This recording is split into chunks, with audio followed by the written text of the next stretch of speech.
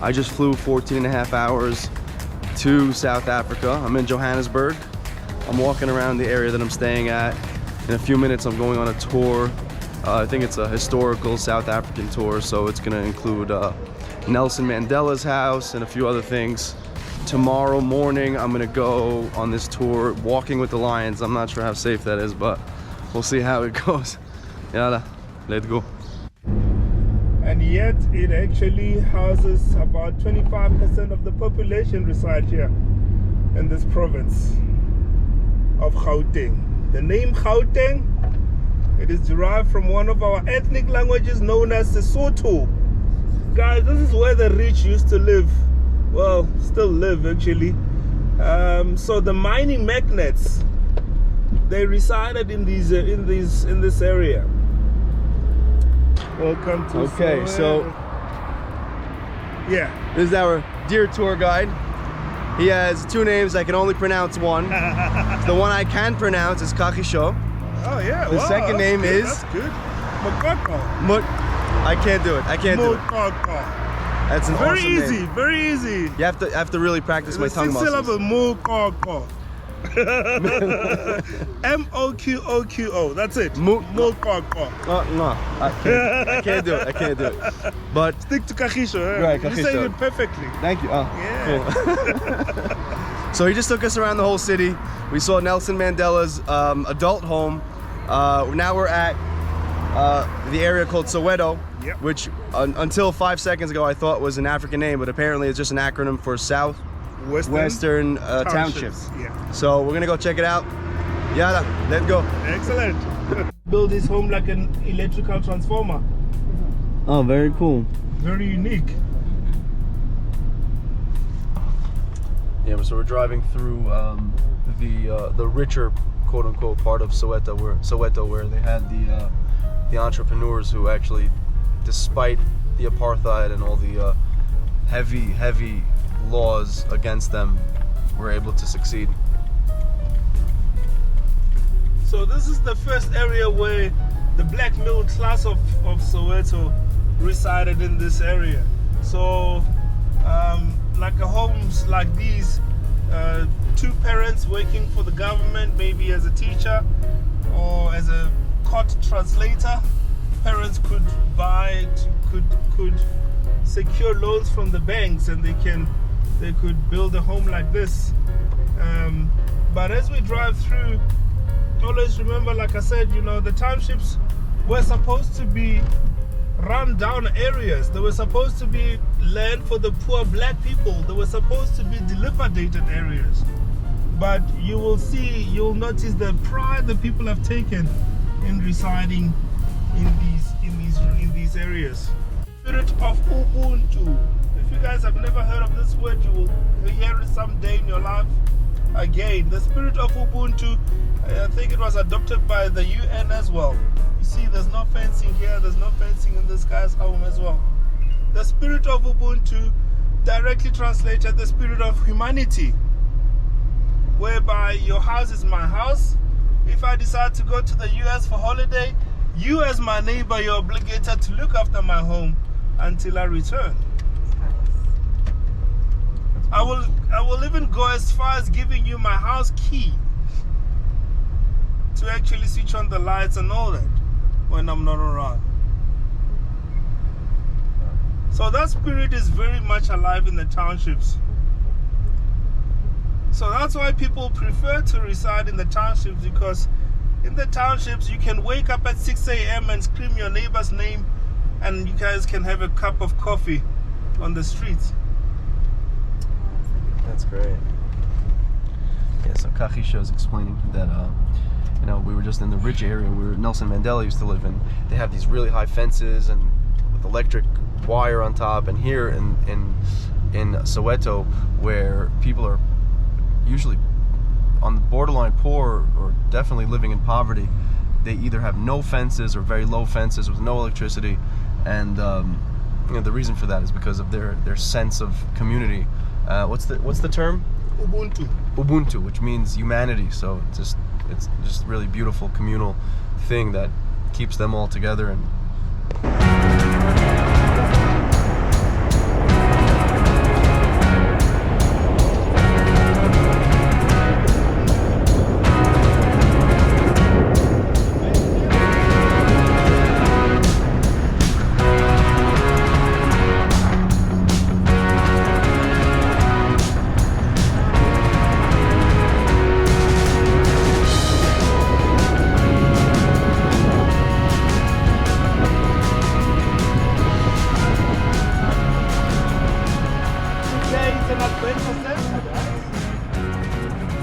Oh wow, look up, yeah, look up there, you can see the bridge. You can do bungee jumping. Anybody interested? I'll do it. I'll walk you through in peace, bring you back to the van in peace, not in pieces, okay? So where are you guys from? Brazil. Brazil. Dominican Republic. Oh, okay. Brazil. You said your name was, sorry? Bongani. Bongani. Yeah. Nice to meet you, I'm Danny. So you're from Tel Aviv? No, I'm from New York. My parents are from Tel Aviv. Oh, Tel Aviv. Sure. So I'm going to try and find a spot where I'll introduce myself and this community. Okay.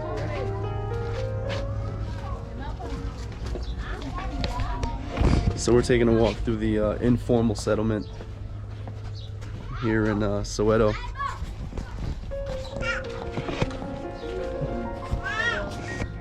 Hello. Hi. Oh, so cute. Hi. Oh. You blame. Hi, hello.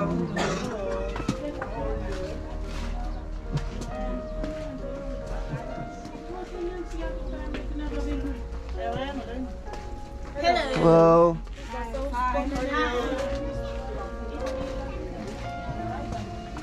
I mean, literally, I'm in the Dominican Republic. This is insane, huh? Limpopo because of the river, Limpopo River. That separates Zimbabwe to South Africa. But at the moment, I'm staying in this community. Now, the name of this informal settlement is called Nomzamo Park. It was named after an activist, a social worker by profession, and former wife to the late Mr. Nelson Mandela. That's Nomzamo Winnie Madikizela Mandela. She was the second wife because Mr. Nelson Mandela was married 3 times, but not the same time. He was not a polygamist. Now, we chose the name Nomzamo. That's a middle name. It means someone who is always trying.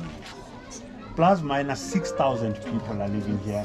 We have people from all the 9 provinces of the country, as well as people from neighboring countries like Mozambique, Zimbabwe, Lesotho, Botswana, and as far as Somalia and Ethiopia. People are out here to find greener pastures, but it's still very dry. It's over 40% of unemployment. So wow. those who are employed, they work as domestic workers, shopkeepers. They also work in the industrial sector. Their salary is below 3,000 rands per month. That's Wow. about $200 if I'm not mistaken.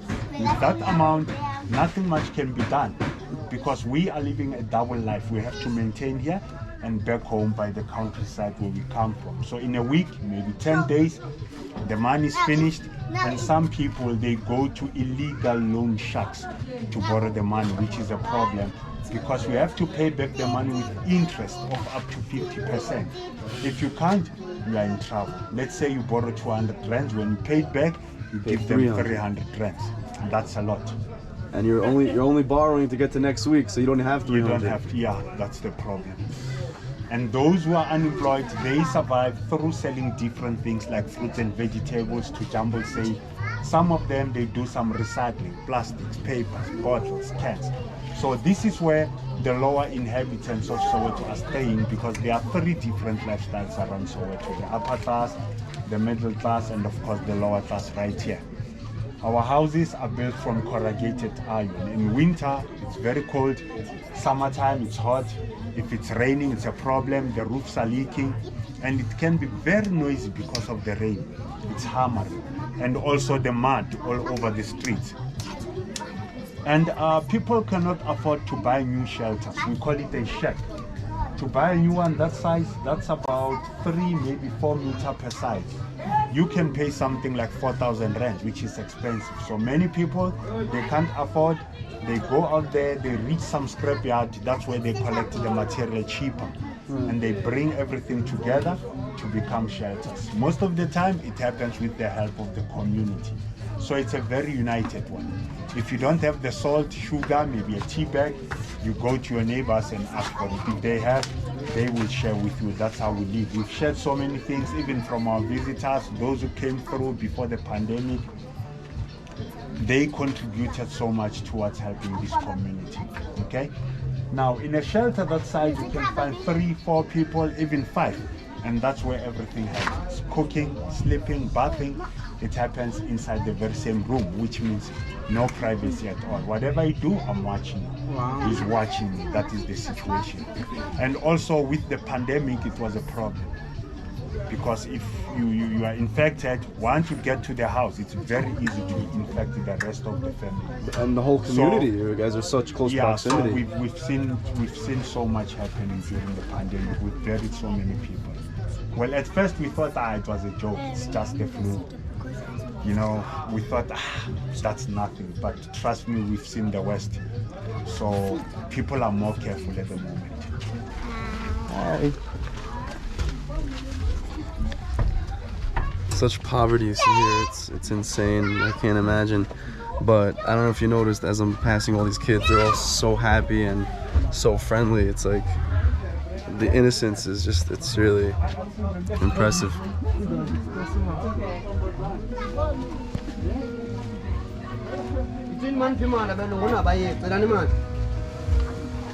That's a shower. How you doing? Hi.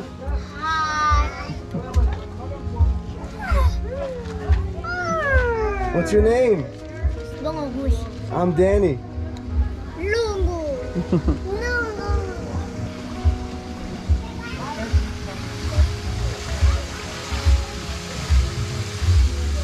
They get the water for their baths, for their laundry, for everything.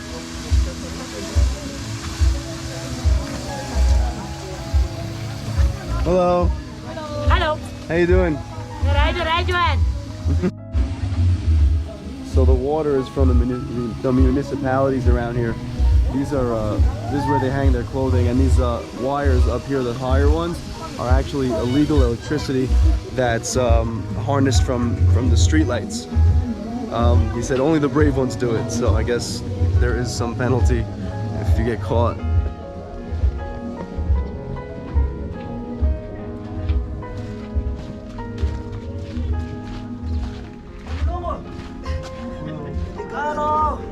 This is all part of the community here. And we use 2 types of sanitation. There is a structure to our left-hand side with the white roof. It's a green structure. So each of these houses is numbered. It's not an address. You can't send mail here, I don't think. What is it? That's a mattress. Yes. That's a mattress spring, I think, yeah. Yeah, so these numbers, they're actually the number in line that these people are for. Apparently there's a program from the government that they're building houses for people. Very slow, they're waiting a long time, but the number represents the spot you are online to receive a house. It's not a big house, obviously, but it's something. Hopefully they'll get it soon. He said he's gonna take us now to check out inside one of these, I wouldn't call it a house, but inside one of these huts. Hello. And come inside. Hello. We're part of the family. Hello. Are you part of the family now? We're already in here. Okay, welcome to the house. So it's just, everything is done here. This All lady household activities. is the owner of the house. It's a family actually. Sometimes you find that it's friends from the same village. They decided to come to Johannesburg to find better opportunities. Sometimes it's siblings. And here it's a family. So the lady here, That's beautiful. That's Thank you for beautiful. inviting us owner into your of the home. house, and the husband and their kids. Ningaki? 5 people living in here. Oh, okay. So this is where it all happens. It's a bedroom, it's a kitchen, it's all in one, you know. So they use this type of stoves for cooking, the gas stove. Some people use the kerosene stove. They also use the wooden stove. It's better for winter to keep the house warm. And then for light, many people use candles and some kerosene lamp. And those who have connected the power from the street lights, obviously they do have the light Yeah, but with stoves, it's difficult because the voltage it doesn't from the street lights. From the street lights, it's not allow enough, it to. It's not enough for refrigerator and stove. So that is the situation. And they are from Umtata, which is in the Eastern Cape. So they speak isiXhosa, the Click language. Have you heard about it? The what? The Click language. What's the isiXhosa. Oh, like how he speaks. Yeah. Yeah, KG. yeah, isiXhosa. So that's the language. So yeah, feel free to make photographs. You can ask questions. Thank you. All right, my name is Lawrence. Nice to meet you. Hi, Lawrence. I'm Danny. Dan, where are you from? Nice to meet you. Dominican. Sorry, your name? My name is Wiseman. What? Oh, Wiseman. Okay. So I have here wood stuff. Wood stuff. Now you carved this yourself, right? Yes. Wow. Yes. Beautiful. So you can just support. Yalaletgo.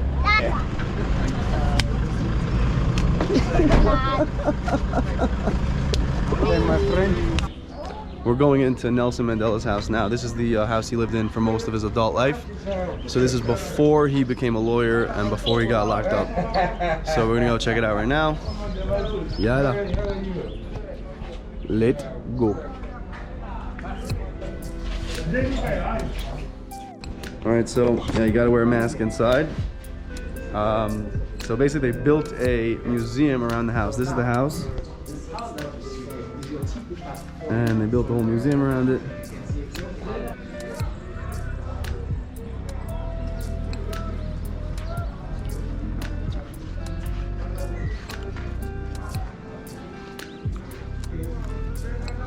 So this is the original house here. Very small.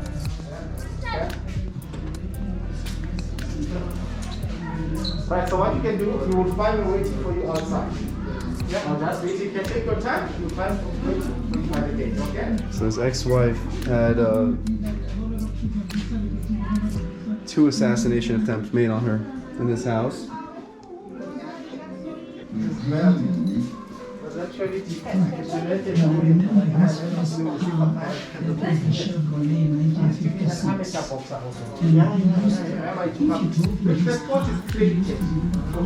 I'm gonna go look around a little bit more. I'm gonna read the signs and stuff.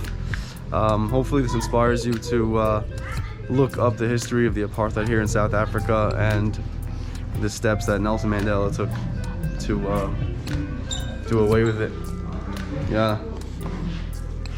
This is the last stop for the day, for the historical tour. He's taking us on a surprise. I don't know where we're going yet.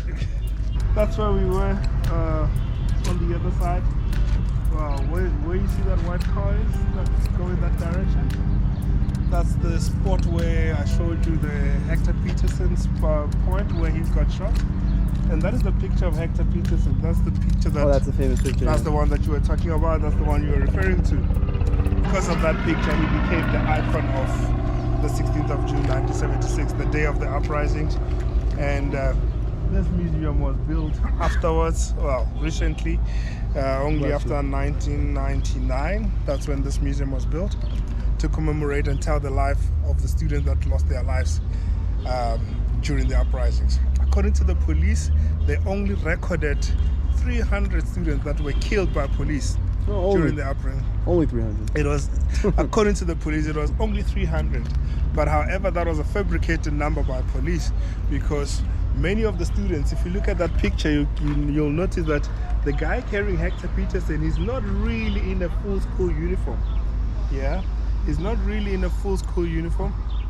So therefore, a guy like him, the government did not want to identify him as a student. But he was only 17 years. Yeah, he was only 17 years and still in high school.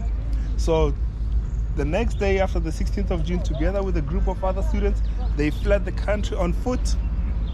They fled the country and they went to the country, our neighbor being Botswana, they went to the country of Botswana. Okay. However, when they reached Botswana, they realized that the police were hot on their heels. The police were following them. Now, after Botswana, nobody really knows what happened to them, to that group. Okay. So nobody knows maybe they could have been killed, you know, when the security police find you, they just kill you there and they bury you there, that's it. You know, nobody knows, okay? But however, his last remains, or his last scene was in Nigeria. Now, the person that saw him in Nigeria reported that he was not looking good. So he might have contracted some disease along the way. Nobody knows. Nobody really knows.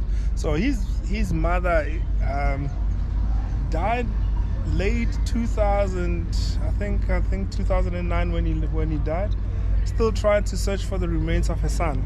Okay, which brings me to the point that if you look at these walls and the rocks, they represent the amount of people, not to say the exact amount of people that fled the country, but to show you that, to indicate that many people fled the country, running away from South Africa, running the harshness of apartheid, the atrocities that they were suffering from apartheid, and they fled the country, going to seek help. Okay, President Nelson Mandela had made good relations with other African countries for people to run to those countries to find help. But most importantly, besides finding military training, to try and find education. Okay, so that's what Mandela did, try to negotiate for education and military skills. Okay, so looking at the picture, running alongside the two boys, that is Hector Pieterson's sister. Her name is Antoinette Tole. She's still alive. She still sometimes conducts tours here. You can, it's always a pre-arrangement that you have to make with her, and she comes and she relates the story of the 16th of June 1976. Okay, 2 years after the release of Nelson Mandela in 1990, when he was released from prison, he decided that he's going to make this a place where he commemorates the students. So the tombstone was laid over here 2 years after his release from prison. And this is where he wanted to pay his respects, because he heard about the death of students in Soweto when he was in prison. It's always amazing how they were kept abreast of the news, what was happening in the country when they were in prison. So they laid the tombstone over here to commemorate the students that lost their lives. So this is a memorial to the to all the kids that died in the student uprising in '76. This is the famous picture that someone took. That kid was shot by the police and died. Right here it says, to honor the youth who gave their lives in the struggle for freedom and democracy. The tyranny that took place here was just terrible. So as Kachisho was mentioning, he said that each one of these represents a person who passed away. He was murdered by police. A kid murdered by police. It's not an exact number, but it's just symbolic of the fact that many people were killed. They got all this beautiful handmade artwork. שלום שלום. שלום שלום. מה שלומך? ברוך השם, מה קורה איתך? בסדר גמור. יופי, וואי, איזה עברית טובה יש לך. I speak Spanish with you, I speak now Hebrew.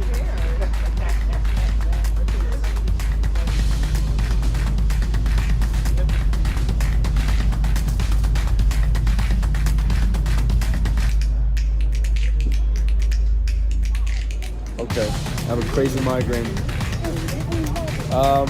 Yeah. So we're getting dinner at Istanbul Kebab. Salads came out. These are called lafot. There we go. Thank you. It's a nice little area over here.